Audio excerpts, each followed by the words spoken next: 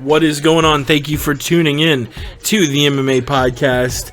It is October 24th. A bit to break down this week. Just yesterday, the announcement came down. Jon Jones was reinstated by the UFC. So we'll talk about Jon Jones coming back, his likely rematch now against the new champion, Daniel Cormier, what that means for Ryan Bader. Rory McDonald maybe saying a little too much about GSP. Will GSP return? We'll talk about that. A few other news topics. Bellator 144. Of course, today we have UFC Dublin. Break down that card in the week in MMA. Let's do it.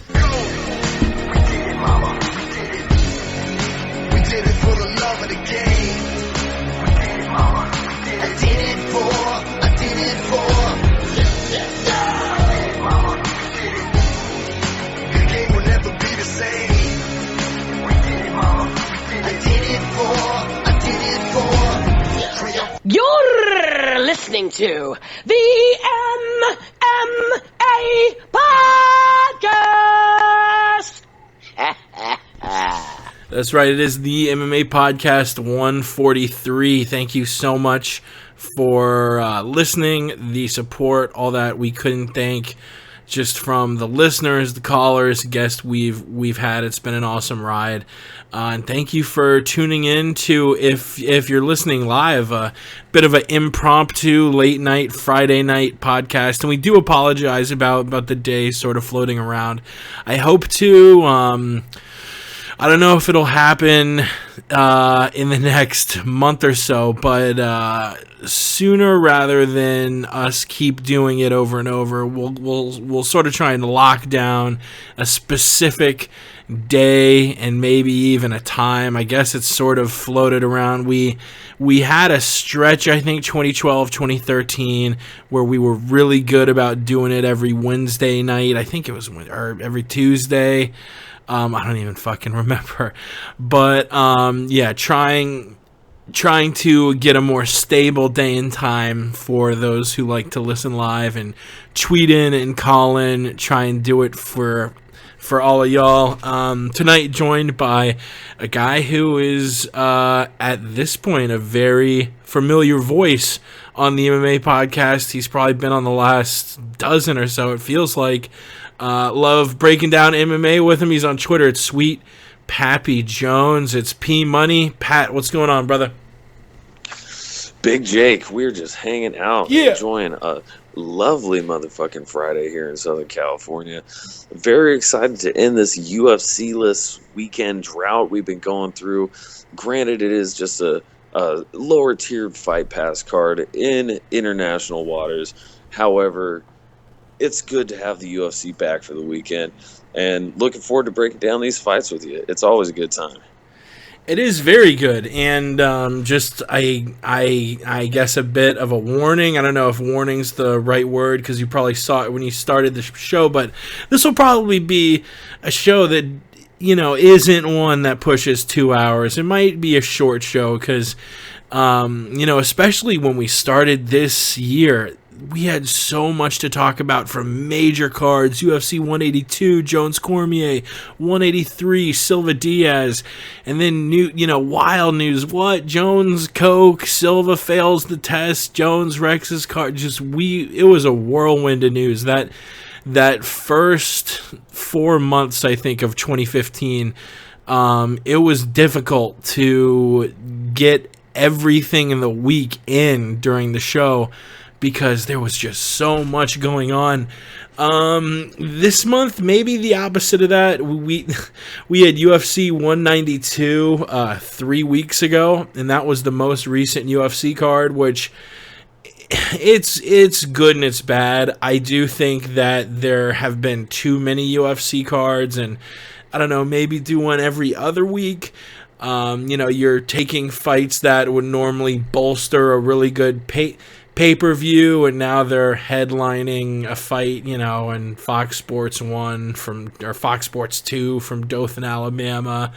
This weekend's card, especially with the main and co-main event, has been pretty criticized for being a bit shallow. We'll talk about that card toward the end of the show, but we've had this doldrum of 3 weeks with no UFCs, but the UFC is about to crank it up big time.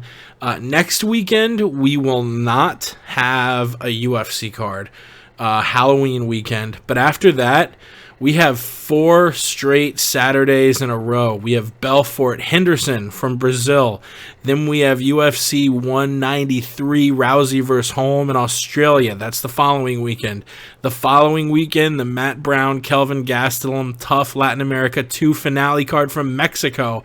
And then the following weekend, the UFC South Korea card being headlined by Benson Henderson and Thiago Alves. Then they take 1 weekend off and get back to it with a crazy weekend, UFC 194, the culmination of a 3-fight weekend that also includes the Tough McGregor vs. Faber finale and the Van Zant vs. Calderwood UFC Fight Night card on Thursday. And then the week after that, it's that wild Fox card they're doing in Florida that has the Dos Anjos Cerrone 2 fight on it, and it's got a stacked main card as well. So enjoy the rest while you got it, because as a MMA fan, if you follow it as closely as Pat and I, get ready to be dedicating a lot of Saturday nights in a row to watching the UFC, because that will be 6 out of 7 Saturdays where there is a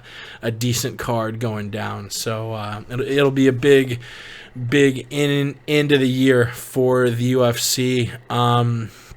I guess we'll get straight to it with probably the biggest news of the week. Very foreseeable news, I think. If you heard me say it a couple weeks ago, or just follow the sport yourself with any sort of reasonability, you would have known that the UFC was very close to reinstating Jon Jones. He got the plea deal a couple weeks ago, which it was very timely coming out the week of the Gus Cormier fight. But Jon Jones has been officially reinstated. I have a paragraph-long statement by Jon Jones that I was going to read, but I mean, it's the most PR. It's very white letter. This marks the start of a new chapter in my life, and let me assure you, the best is yet to come. I'm grateful for the opportunity to resume my blah blah blah blah blah. And DC's response was just as boring, saying, "Lastly, as a fan, you get to see 2 of the best fighters compete against one another. I cannot wait to compete." It was very boring shit. This is what Cormier had to say a couple weeks ago before the official reinstatement, but he was asked, I believe it was on UFC Tonight, just after the Gustafsson fight, he was asked about the prospect of his next fight being a rematch with Bones. If Jones is ready to go, I'm ready to go. This is the fight that I want to be involved in. This is the fight that the fans want to see. And this is the biggest fight that the UFC can put together. John and I did big business in January, and I believe we do even bigger business in whenever we do fight again. And honestly, KB, the UFC is a business. And with that being said, Ryan, I apologize, but I think he's gonna have to fight again. And I think he knows that, because he said if he doesn't get a title shot, he'd want to fight. Talking there about Bader toward the end there, which I do want to talk about Bader. But first off, Jones, it seems obvious like the next fight will be the rematch with Cormier. I don't know if we really talked about it in depth in the lead up to the Gustafsson fight, because more focus was on the matchup with Gus. But Jon Jones and Cormier, do you see much changing in the rematch? I mean, it was pretty one-sided, and I've talked to friends, listened to different MMA podcasts than our own. And it seems almost overwhelmingly that people think Jon Jones is not just going to beat Cormier again, but is going to beat him in a very one-sided fashion. Well, I think there's a good chance that the severity of the ass whooping may intensify, and that Jon Jones could very well come back. And Jon Jones is looking yoked. Have you seen those videos on Instagram? Yeah, I have, and Shit. It's going to be interesting. I mean, you'd think he's been trying to go up to heavyweight. He has alluded to that in the past, but of course he wants to come back. He wants to get that title that he really never lost. And the guy who's holding it right now is a guy who beat him before, so you would think that's just a super motivating fight for him right there. So you can't really envy Daniel Cormier right now. He's in a spot where, talk about the target on his back. I mean, Jon Jones, he's probably just been sitting, training. He didn't go to jail or anything. That's the only thing. I'm like, this isn't like a guy that like just got out of prison. Now you're like, oh, damn, this is Jon Jones. Like, he just got out of prison. No, he was probably just hanging out in Albuquerque the whole time, chilling with Apparently Greg he's Jackson. been fucking lifting some heavy goddamn objects, because he's not only, you know, showing videos of him benching a ton, but his physique seems to have changed a bit in that he looks pretty Jack Diesel, man. Yeah, well, I mean, gosh, when you're out that long, I would imagine since he'd been suspended or stripped of his title or whatever, I don't know if he'd been undergoing any kind of drug testing or anything like that. I'm not saying that he's been juicing it up or anything. Not at all. Gimmick? You know, who knows? Who knows what's going on? I mean, when you got nothing to do but just sit around and lift weights, I mean, I don't know. He must have really decided that strength and conditioning was something he was going for, trying to add that mass. And I don't know. Hot takes coming through. Ryan Bader, the guy, maybe, I mean, this is the worst. He chose the worst time fucking ever to go on a 5-fight winning streak, because the guy looks awesome, was asking for a title shot after he beat Phil Davis. Or no, was that was before he beat Davis, I think him ranting at Daniel Cormier up on the dais was after he beat OSP. Since then, he's beat Phil Davis via split decision and Rashad Evans via one-sided unanimous decision. Does he have to fight Rumble to get the title shot? Should he wait around? I mean, I think we all can agree, if Jon Jones was still out, Bader is easily, without a doubt, 100% next in line. But the guy just really not lucky at all, kind of getting his 5-fight win streak in at the same time that Jon Jones is returning from his we'll call it his sabbatical. Is that the right word? Taking a little bit of time off there. Yeah, sabbatical. You know, I think that's appropriate, Jake. Sabbatical, that's a fine word. It doesn't get used enough, and I think the context was just perfect. You know, Ryan Bader really is unlucky. I mean, he was undefeated along with Jon Jones. They got matched up against each other, and that kind of killed his hype for the first time. And then Jon Jones, of course, just continued his rise and ended up dominating. And, I mean, he was rocking Glover Teixeira in his fight when Ryan Bader and Glover met up, and just started to got a little loose, got a little sloppy with the striking, and he got caught and he got put down. And now, as you mentioned, he's got the 5-fight winning streak going. Looks like, I mean, he's the clear guy to set up. They got a little bit of heat, as you alluded to. They had built it up like the night of the post-fight press conference, I want to say it was, for the Rumble Cormier title fight there. And so there's a little marketing angle there.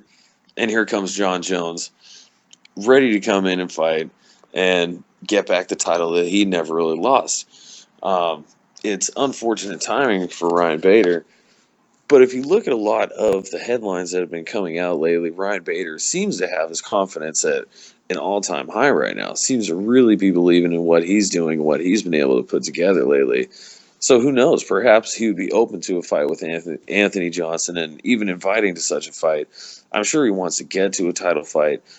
But if Jones versus Cormier gets made the rematch for the undisputed title, and he can, if he gets matched up with Anthony Johnson, and if he were to be successful, that would just be an even more, my goodness, the amount of momentum he would have on his side and the confidence at that point, and then getting the ability to go in there and fight the undisputed champion.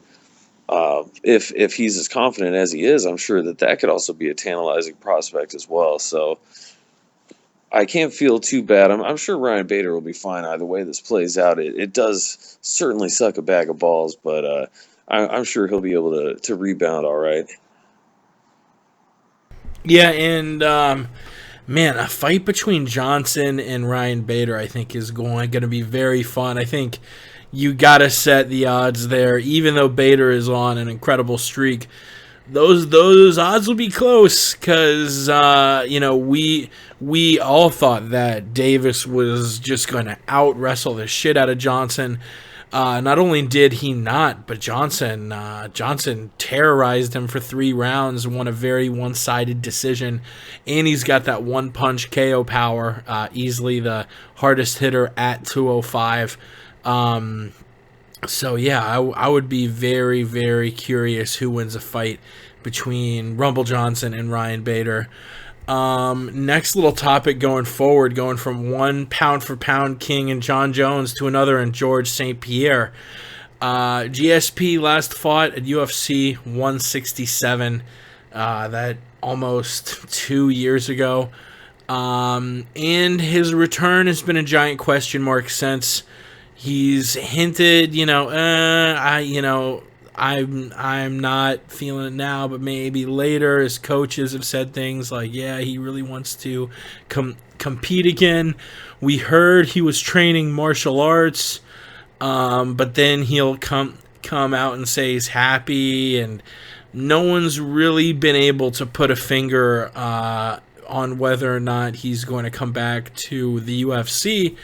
His boy Rory McDonald may have accidentally blown up his spot at the recent UFC Dublin Q&A session. Rory, a friend and teammate of GSP back when GSP was champion, the question was always posed, Rory, your friend is the champion and you're trying to get that belt. What are you going to do? And there were rumors that Rory might move up to 285, that GSP might move up to 285. No one really knew, and that never really played out because well before Rory McDonald got his title shot, George ended up vacating the belt, and I guess you could call it faux retiring, taking a break, and we never really saw that happen. Now, a fan asks Rory, hey, Rory, you just had a very close title fight. You might be back up there very soon. If George comes back and one of you guys is champion, how does that play out? And Rory may have given up his buddy GSP and his mysteriousness of whether or not he would be coming back, because this is what Rory had to say to that fan's question. You, sir, you're up. I don't. My question's for Rory. GSP, you've always said you wouldn't fight him. If he came back and somehow got the belt before you, would you move straight to middleweight, or would you stick around at welterweight and try and get that belt? From what we've talked about, he's not coming back for the belt. He's coming back for the odd fight, I think, that interests him. If he comes back. Okay, keep it in your pants. Yeah, I don't know if he's coming back, but as far as As far as I know, if he does, I think he's more interested in like super fights and whatnot. So Go get that belt, Rory. yeah, thanks. So Rory with a big smile on his face as he realized he may have just given up George's spot, saying he's not going to be coming back for a title run. He's coming back for a big money fight, which is like, wait, what? He's coming back. If he does come back and if he does want that big name super fight, the only name that immediately popped in my head was Anderson Silva. I know, he will be out, I guess, until next summer. I think he fought January 31st, so he would be suspended, I think, a year or a year and a half, so that would put him out until July. I don't know if a fight at UFC 200 maybe. You have Silva St-Pierre on the main card along with, 2 or 3 other big title fights. That would be very fun. Man, you would have a ton of Irish there with Connor, who will probably be on the card, and I'm sure a bunch of Brazilians. Canada always comes out for Rory and GSP, so that would certainly be a lot of fun. As far as a super fight, who are you thinking when Rory says, oh yeah, George wants to come back for that big money fight? Who pops up in your mind? Because I guess, welterweight and middleweight are both on the table. I couldn't see him fighting at lightweight or, at fucking 205. But I think welterweight and middleweight are both on the table for him. Who do you think might make a lot of sense? You have those top guys at welterweight, and Lawler's the champ. Apparently he doesn't want to go at Lawler, but a Nick Diaz rematch, a Condit, a Hendricks rematch, a few guys at middleweight. Yeah, there's a ton of different options for GSP if he were to come back. And what a good little slip up by Rory McDonald. How funny. Like, that clip, that is just golden. You couldn't have scripted that any better. I think for GSP, though, I mean, as you mentioned, at 155, it just doesn't really make sense either for him to go down or really anybody to go up. That was never really anything that talked about. When you mentioned GSP versus Anderson Silva, I'd almost forgot about that super fight talk. That had been talked about for so long. And I really think that that's probably the best way that they can go. It's the most logical conclusion. They're both at similar points of their careers. Neither of them have the title anymore. Neither of them really have... I mean, of course, they'll always be talked about as GOAT status with your Fedors and the like. But right now, they don't quite have that shine. This is, Muhammad Ali after he'd been beat a couple times. That's kind of where they're at, although it's still a super intriguing fight. And I think it's the best for GSP when you look at the top 5 at middleweight right now. Because if we're talking super fights, I mean, obviously that's where he would have to go. And you look at Chris Weidman, Jacare Souza, Yoel Romero, Luke Rockhold, Vitor Belfort. Actually, that'd be an intriguing fight. I never even really thought about Vitor Belfort versus GSP. GSP versus Dan Henderson. I mean, who knows? That would be a super fun fight. There's a lot of different options, but especially those top 5, your Rockholds, your Weidmans, your Souzas. Man, I don't know. I think GSP could very well get smoked in any of those matches. Yeah, and where GSP is when he comes back is, a whole new question in itself. I'm sure the athleticism will be there. He I guess has stayed in very good shape. He's not one of these guys who falls out of shape when he's not training for a fight. But whether, you talk about ring rust, this is a very long time to take off. And in the last few fights, he definitely was tailing off there. In his last fights against Diaz, Condit, and Hendricks, those were maybe the fights where he looked the most vulnerable in ascending order. So, I really think GSP, except for the Hughes loss and the Sarah loss, he won every fight pretty one-sided except Johnny, and I think he lost to Johnny in, I guess, the first Penn fight, but that's neither here nor there.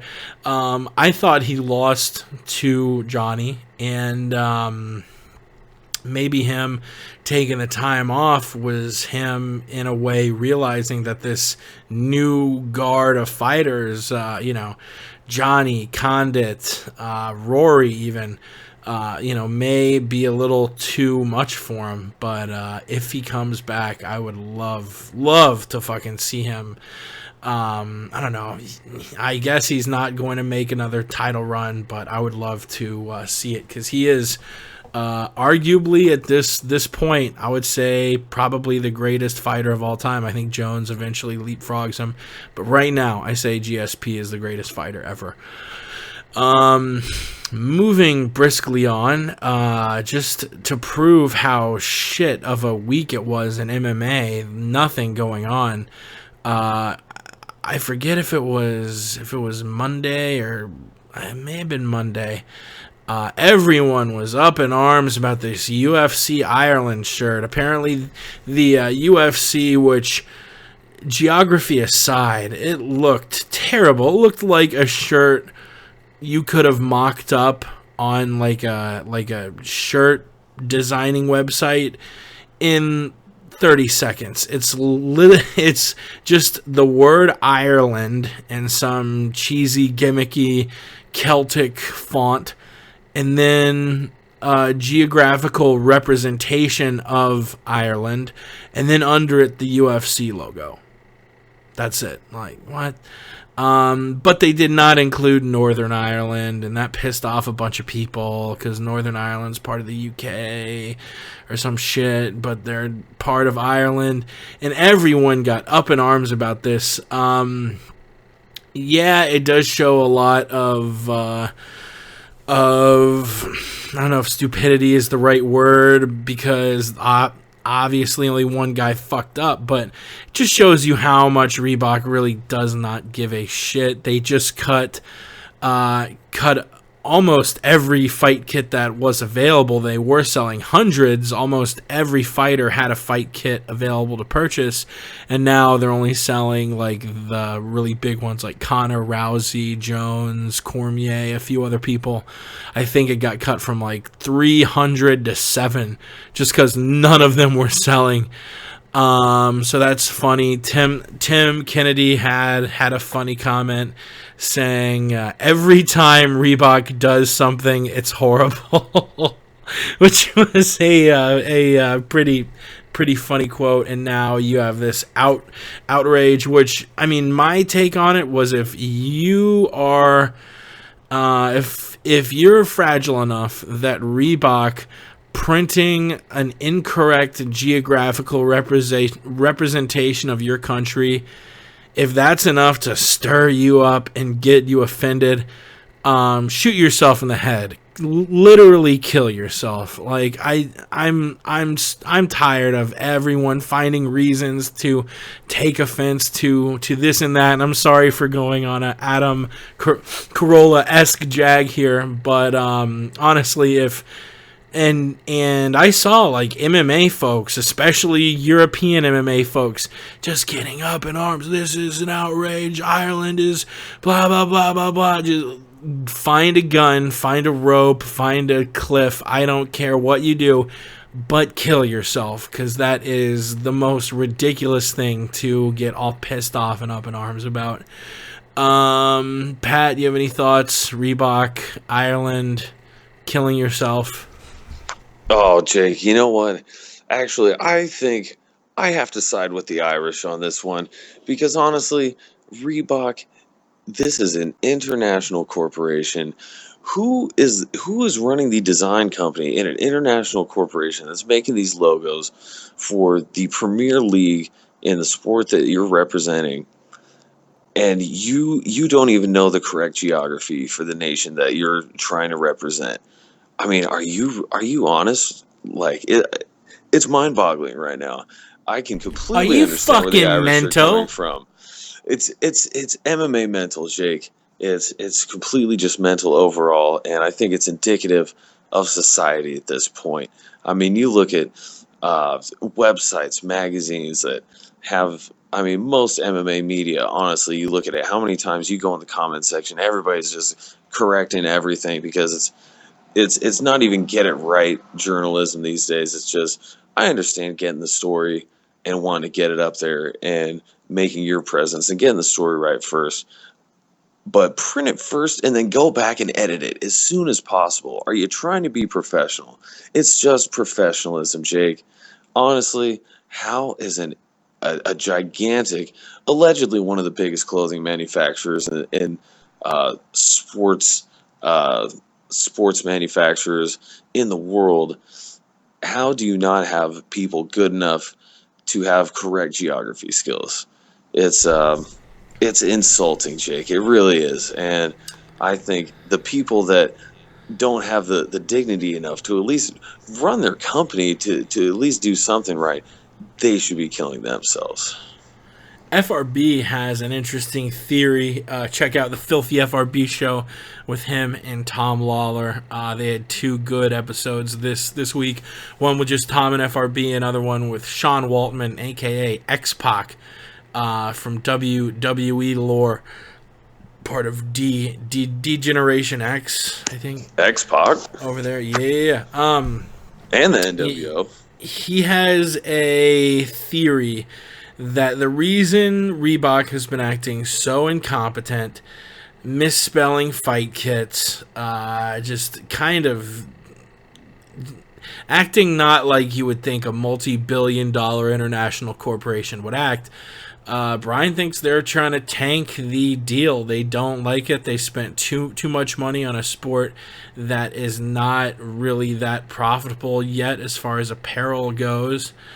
They might be trying to tank the deal. It's an interesting theory, and it's one of the few answers that makes sense when you really start to think of how incompetent they've been acting.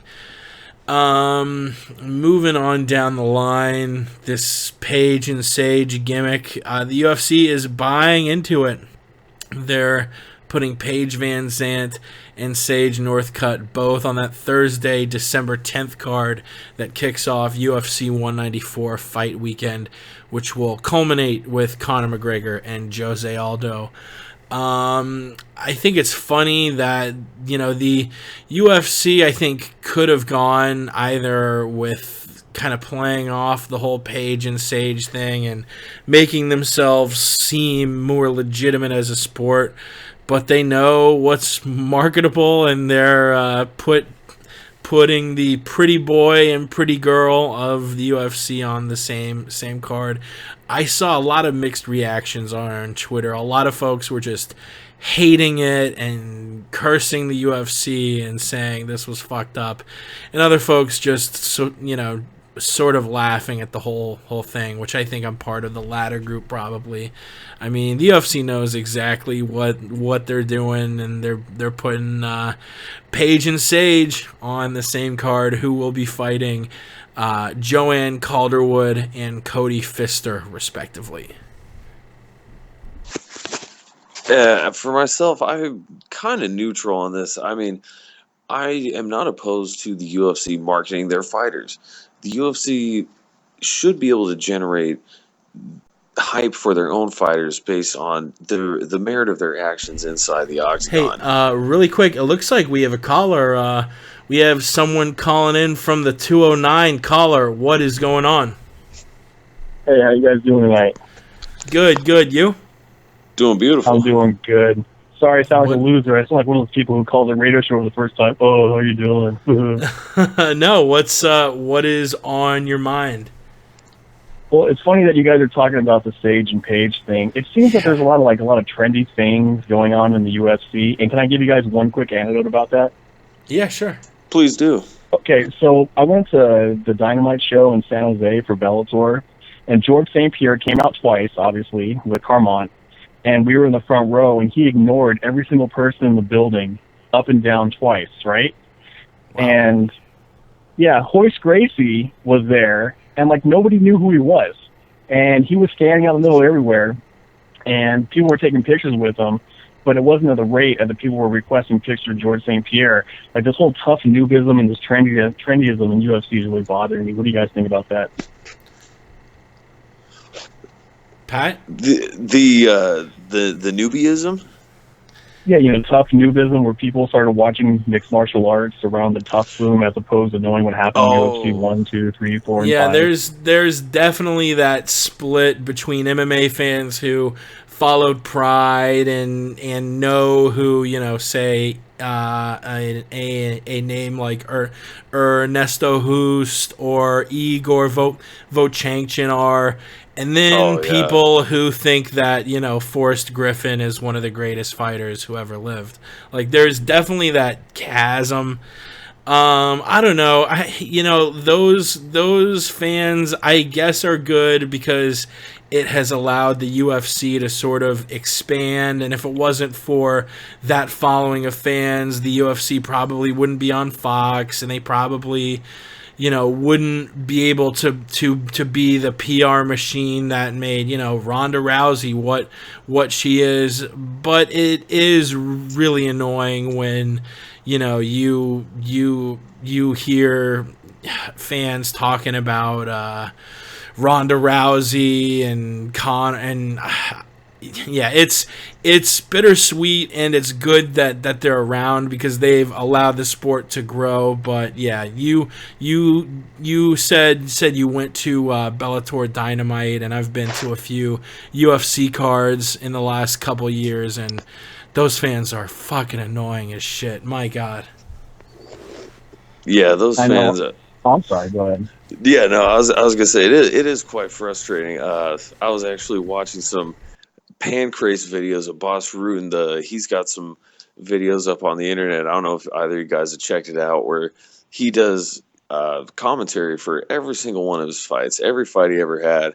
And we were just hanging out, having some cigars, and we're watching all these old Pancrase fights and stuff like that. And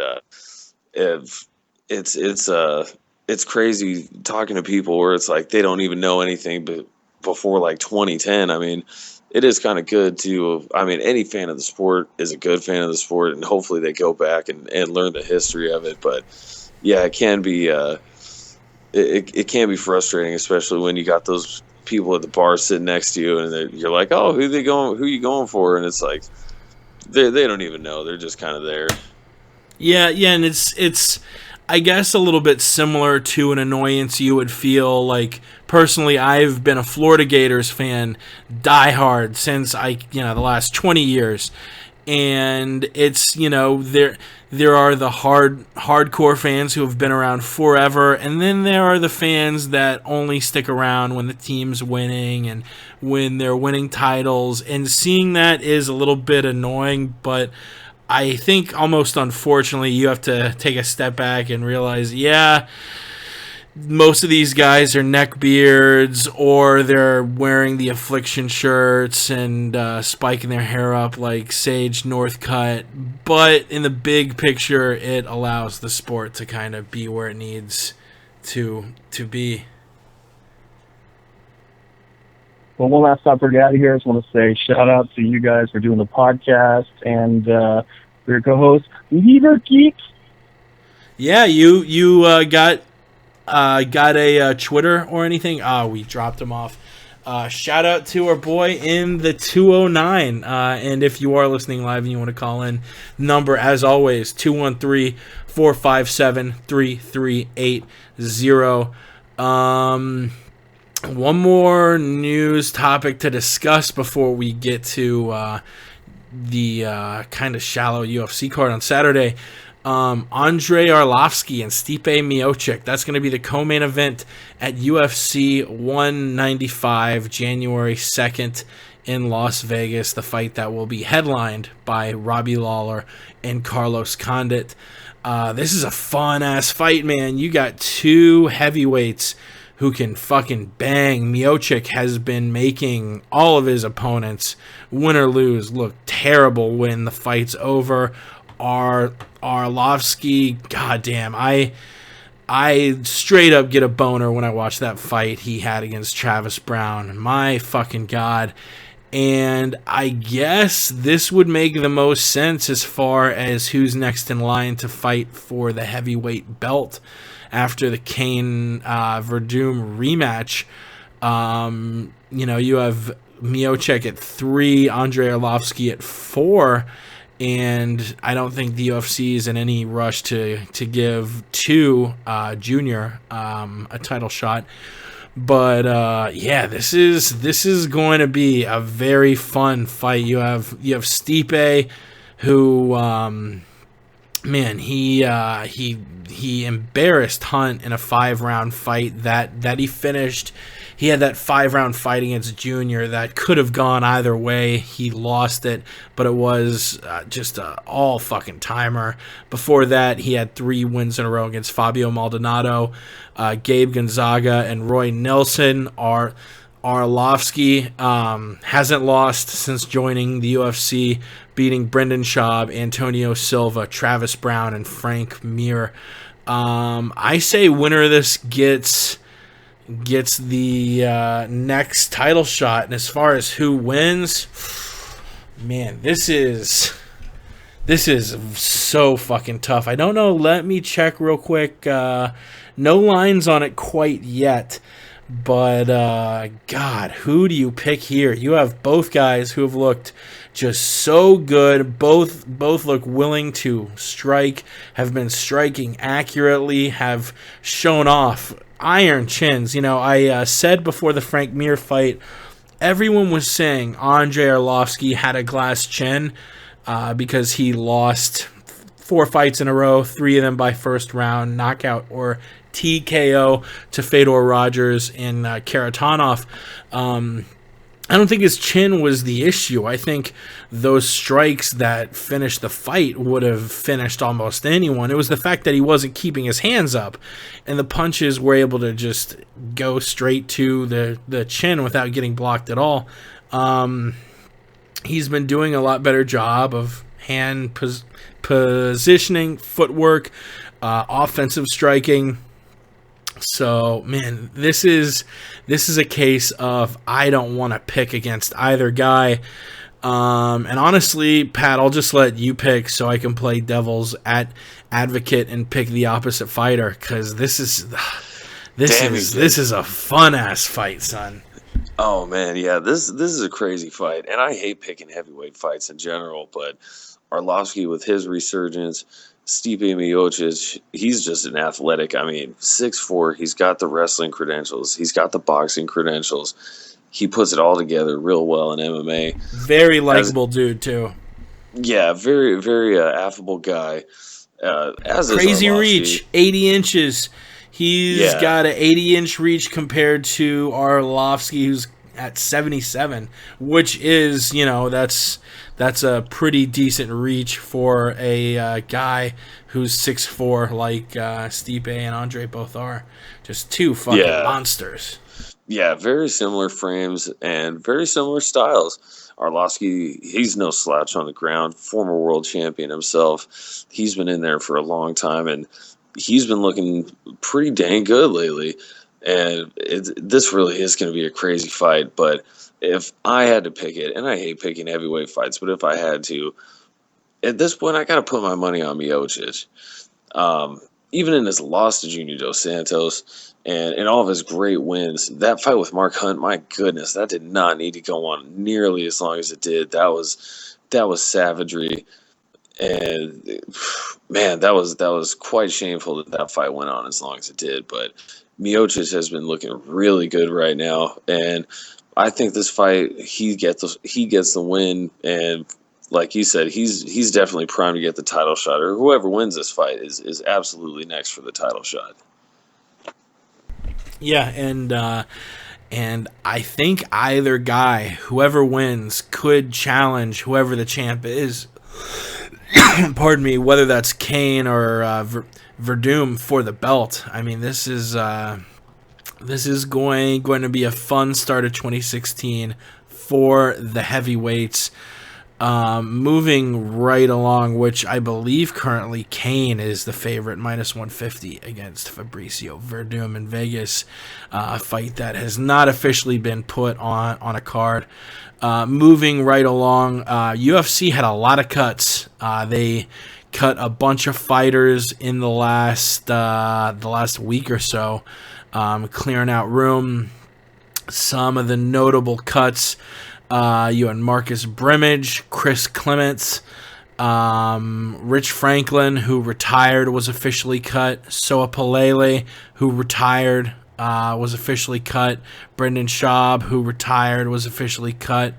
TJ Waldberger, Luke Zachrich, Matt Van Buren, Amir Sadala, Ramsey Nijam, who Nijam, I think, was one of the best cuts. He and Eddie Gordon stood out as far as guys. I wouldn't be shocked if we see him back. Nijam with a 5-5 record. Gordon only able to go 1-3. His sole win being that tough finale championship where he won tough.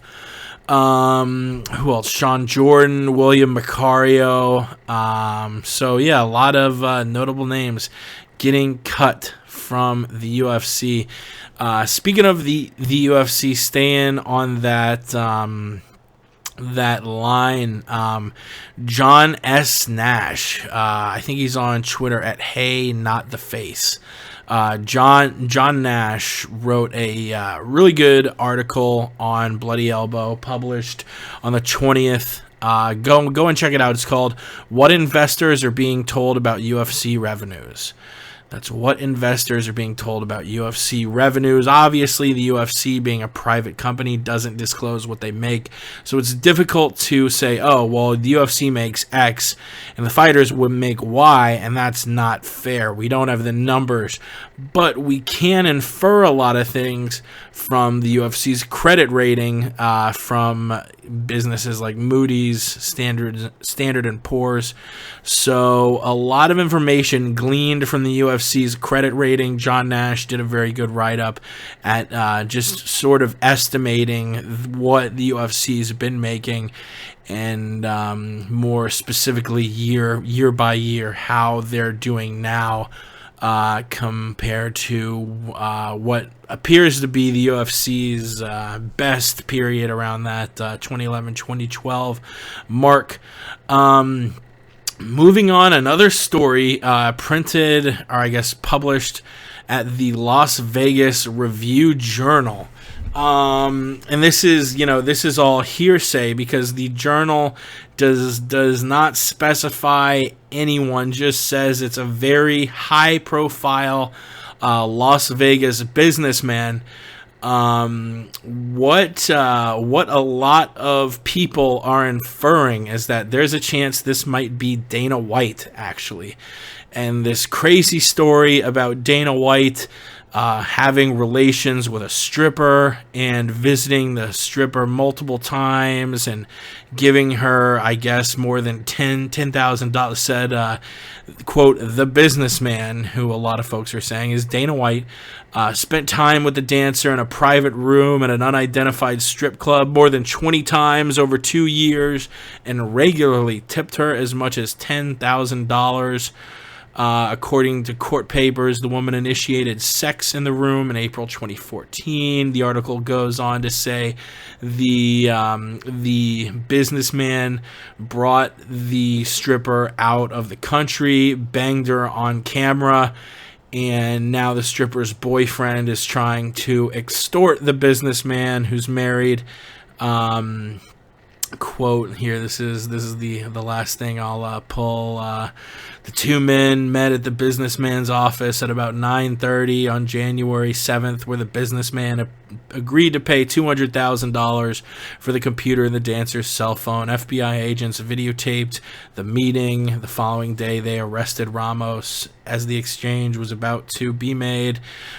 He was indicted by a federal grand jury September 22nd and faces a November 30th trial between Chief U.S. District Judge Gloria Navarro. June White, Dana White's angry mom. There's not a very good history between Dana White and his mom. His mom writing a tell-all book about basically why her son's an asshole. Apparently has been a very dysfunctional relationship on both ends. But curiously enough, June White, Dana's mom, retweets this article, and the scuttlebutt is that this might be Dana White, and we don't know. I mean, for all we know, that is complete BS, and this businessman has nothing to do with anything MMA related. But those are the whisperings, the rumors floating around, so I'm not even going to discuss it because we don't know anything, and it would be unfair to say, oh, well, what does Dana do now? Because this is all hearsay. But it's very interesting, and I will be keeping my eye on this, because if the hearsay turns out to be substantiated, it'll be really interesting to see how all of that gets unpacked. Moving on, Bellator 144, that was tonight. Not really too much to discuss. Michael Venom Page. I don't know how long Bellator is going to just keep letting him crush cans. Eventually you got to move this guy up the rung and test himself.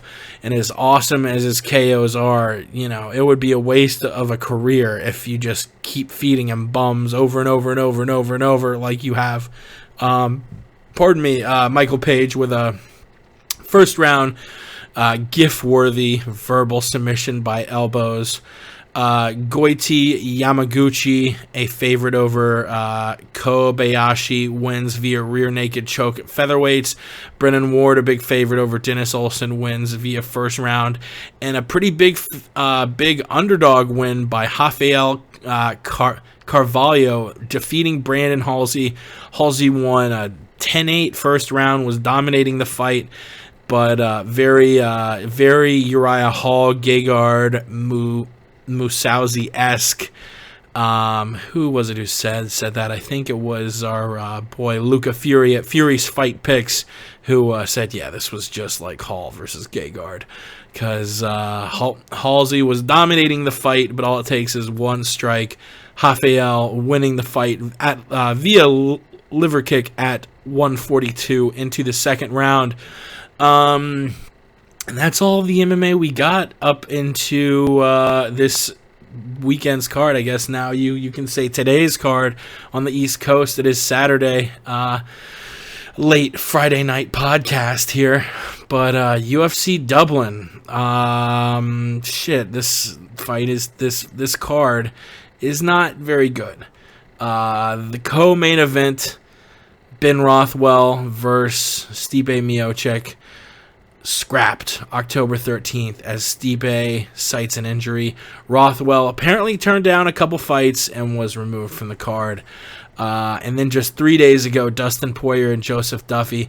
Duffy forced to pull out of the fight after sustaining a concussion during a sparring session.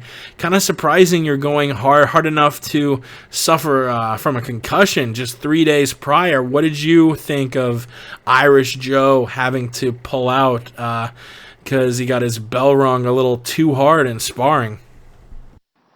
Yeah, that was my thought exactly, Jake.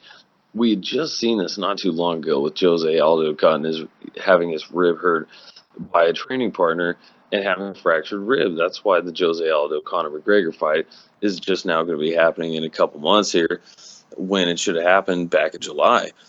These guys, I mean, of course, I'm no fighter. I'm not in training camp. I'm not even the main event for the UFC, so I shouldn't be telling anybody how to train.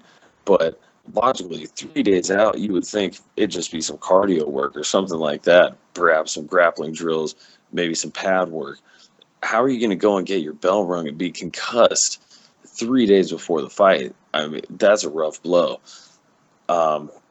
These guys, I don't know. You can't really do anything. I mean, how do you stop them from training too hard? There's always going to be injuries in training, and that's just an unfortunate reality of the sport. But the main event, I mean, in his home country, Joseph Duffy was wanting to be fighting this fight in his first main event in the UFC. He's the guy that last beat. He's got that little hype. He's got that feather in his cap there, and this was going to be his big run against Dustin Poirier. This is a guy that McGregor had beaten, so it was going to be a good test. Poirier had been looking good at 155, and now he's out of a fight. He'll probably get his win money, or at least his show money, but that's neither here nor there. The fight isn't happening, and Joseph Duffy, I mean, it's just a pretty poor training all the way around. Yeah, and Poirier, I guess, was offered Norman Park as a replacement, but said, you know what, Park's a boring fighter, and beating him does nothing for me, so I'm good. What do you think about that decision by Dustin Poirier? Well, that's a completely different the one he had signed up for, and we're talking 3 days notice. Granted, Norman Park has not been looking so sharp in his last few fights, and he's already on the card, so he's in a camp as well. And this is an opponent. He didn't train for Dustin Poirier either. You would think he might want to take advantage of the main event spot, which, I mean, obviously he did. That's why they're offering to put the fight together. But I can understand Poirier's mentality here, especially, again, he's probably going to at least get his show money in this one. So why would you risk it? Granted, I think he could probably tune up Norman Park fairly handily, but why would you want to do that? Again, this is a guy you haven't trained for, and this is just a couple days out, literally like 3 days before the fight. So I really don't fault him. Granted, I like as many fights as possible on any given card. I'm just, we're spoiled like that these days. Lots of cards. I mean, more than 3 weeks for a card, and I'm fiending for that UFC, but I can't fault him for not taking that fight. Yeah, and speaking of Norman Park, before we talk about the fights, I just wanted to mention during the weigh-ins, man, we've seen a lot of taunting, a lot of back and forth at weigh-ins when Silva put the mask on. We've seen a lot of things, but as far as just being like, oh my god, what a savage fucking move. Reza Madadi, back in 2013, was in the UFC, arrested in his adopted country of Sweden for burglary. He made off with $150,000 worth of stolen goods from a handbag store. 2013, Madadi found guilty for aggravated burglary, sentenced to 18 months. And in March in this year, after serving 14 months, Madadi was released from prison, came back to the UFC. This is his first fight since he beat Michael Johnson back in April 2013. So the guy was getting impressive wins, and then has to serve over a year in the clink for making off with $150K from a handbag store. Park on, looking decent himself, although his last two fights were split decision losses. He goes into the weigh-in. Reza usually pumped up during weigh-ins, is yelling at Park as he's weighing in, flexing, trying to scare Park. Park weighs in, makes weight, takes a big old swig of water, then walks over to his teammate and reaches in the backpack, pulls out a handbag, and throws it at Reza Madadi's feet. And you could just see his eyes light up. He was enraged. Obviously, Park making fun of the fact that he robbed a handbag store, throws a handbag at his feet. Reza kicks it off the stage, and Dana White has to do his best job of keeping the guys apart. I saw a few folks saying that it was a very unclassy move because, spending 14 years in jail, that's not a very enjoyable thing. But I thought it was fucking pure gold, 100%. Pat, what did you make of Norman Park's handbag move, which this goes down whether you like it or not, and one of the most epic way.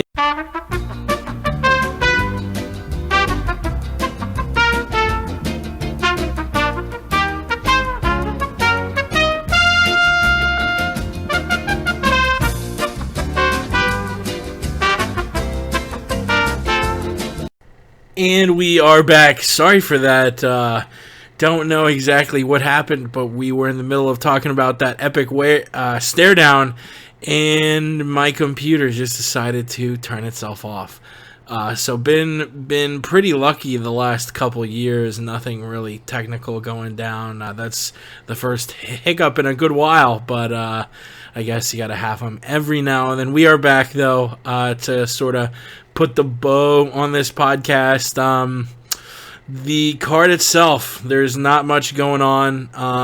A few familiar names: Bubba Bush against Gareth McClellan, Darren Elkins against Robert Whiteford, Cathal Pendred versus Tom Breeze, Aisling Daly versus Erica Almeida, Scott Askham against Christoph Jotko, Stevie Ray against Mikkel Labout.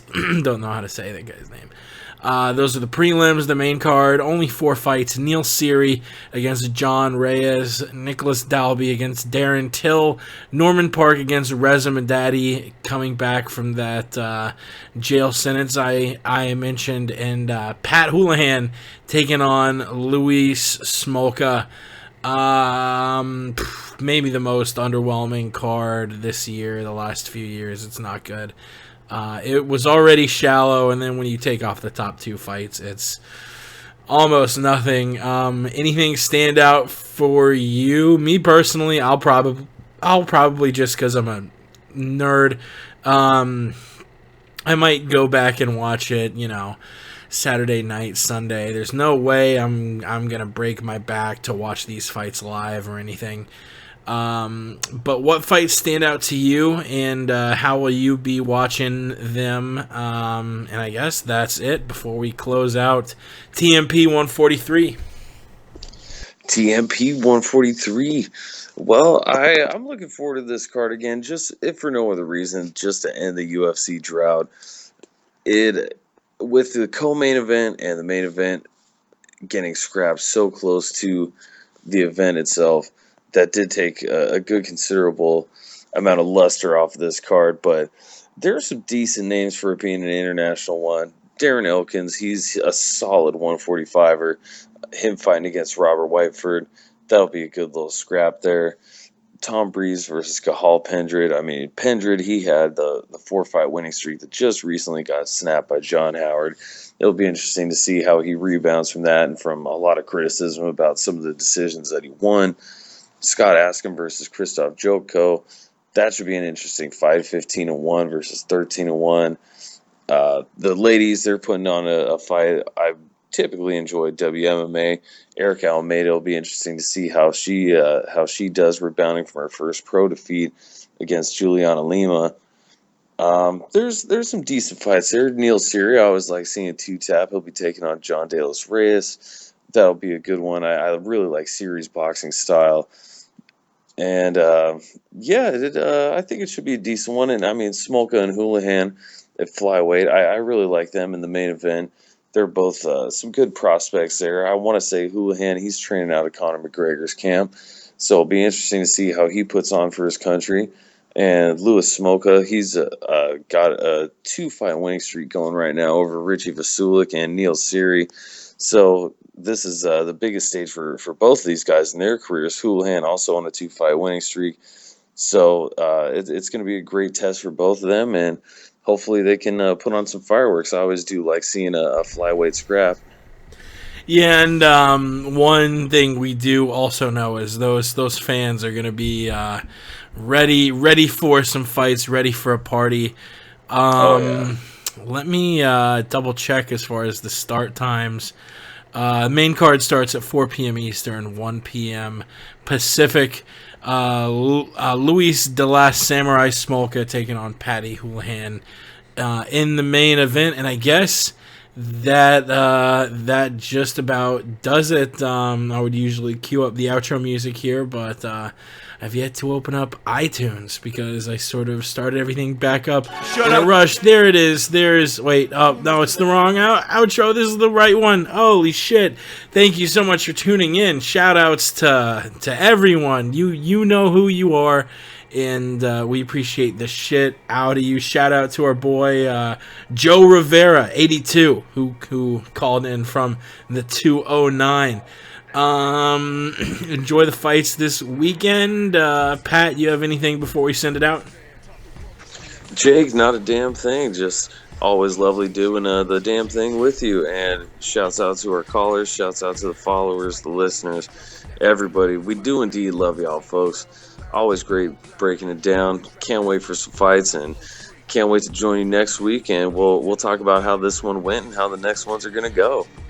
Be easy, stay positive. Prayers to all those folks in Mexico who are getting slammed with that crazy Hurricane Patricia. I think it was like the most intense storm ever. Hope it's not too bad down in Mexico. Shouts out to all of our friends in the beautiful country of Mexico, the USA, Canada, the UK, wherever you are.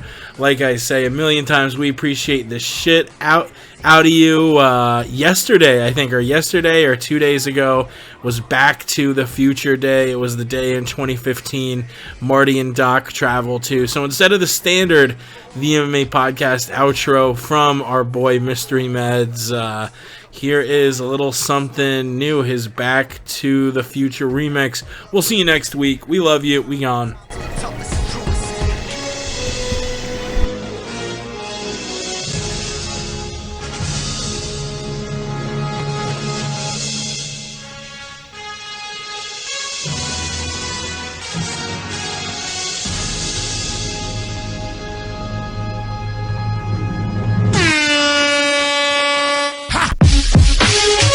You're a loser on your computer. Call an Uber, tell them take me back to the future. Stuck in the sewer with a few nerds sipping the bottle, but I drank like 2/3. Where's your sense of humor, Junior? Got a mic right beside my knife, I put it through ya. Stop this petunias, ignore the minutia. Contemplating saying goodbye, I never knew ya. 88 ways to find out. Call me Doc Brown, but the time is now. Underground, cause I put it down since a juvenile. I knew my style was Jupiter, supernova, wow, ho. Is this the beginning or the end of the space-time continuum? My adrenaline, I'm honing in on opponents. You're so slow, sedative is kicking in, and you'll never win. Get with it, I'm going back to the future. Take me back to the future. Take me back to the future. Take me back to the future. Back to the future. Back to the future. Take me back to the future. Take me back to the future.